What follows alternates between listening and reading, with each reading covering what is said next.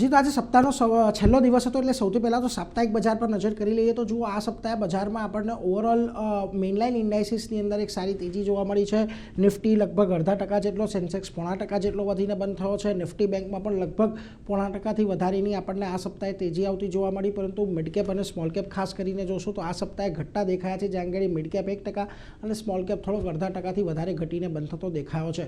પરંતુ આજના બજારની અંદર પણ તમને જે ખાસ કરીને લાર્જ કેપ સ્ટોક્સ છે એની અંદર સારી તેજી જોવા મળી અને જો બેંકોની અંદર એક સારી તેજી આવી, જેને પગલે તમને આજે નિફ્ટી 24,300 ને પાર બંધ થતો જોવા મળ્યો। ઘણા દિવસો બાદ એક સારી 1%ની તેજી રહી। સેન્સેક્સમાં પણ 0.25%નો ઉછાળો રહ્યો અને ખાસ કરીને પ્રાઇવેટ બેંકોએ આજે સારો એવો સપોર્ટ આપ્યો, જેને પગલે તમને નિફ્ટી બેંકની અંદર પણ એક સારી તેજી જોવા મળી છે। જોકે મિડ કેપ અને સ્મોલ કેપ આજના દિવસમાં થોડા ઘટાડા સાથે બંધ થયા છે, કારણ કે બ્રોડર માર્કેટની જે બ્રેથ હતી એ થોડીક નેગેટિવ હતી, એટલા માટે જો મિડ કેપ લગભગ 0.5% અને સ્મોલ કેપ 5%થી થોડો ઓછો આપણને ઘટીને બંધ થતો જોવા મળ્યો છે।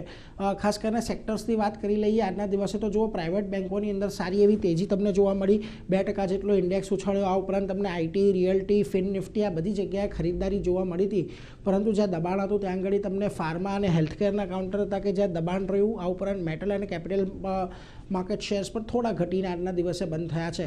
નિફ્ટીના ફ્રન્ટ પરથી આજે ટેક મહિન્દ્રાના પરિણામો હતા અને પરિણામ બાદ એક સારી તેજી સાથે બંધ થયો। આ ઉપરાંત કોટક મહિન્દ્રા બેંકમાં પરિણામ પહેલાં એક સારી એક્શન જોવા મળી।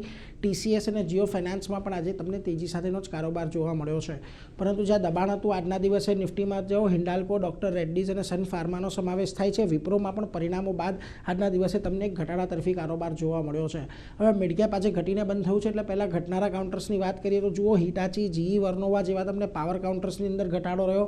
નાલ્કો અને પોલીકેપ પણ આજના દિવસે ઘટીને બંધ થતા જોવા મળ્યા છે, પરંતુ જ્યાં તેજી રહી ત્યાં આગળ પરિણામોનું રિએક્શન હતું। ફેડરલ બેંક આજે પરિણામો આવ્યા અને ત્યારબાદ સ્ટોક ઓલમોસ્ટ 6-7% જેટલો વધીને બંધ થયો છે।